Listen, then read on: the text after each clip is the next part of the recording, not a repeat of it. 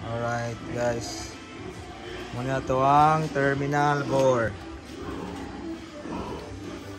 P-train, 3 months. Running 3 months, 2 months kapin pa na. Running 3 months, bisagi ka sa pag-anak.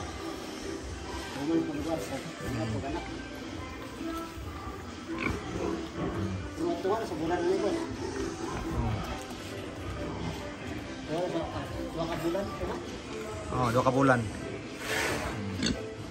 Terminal bore.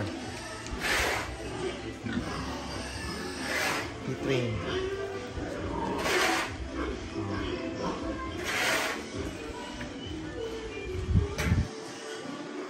Muna siya ang diri magkuha og pangpatining ang meat and bones, seafoods and meat trading.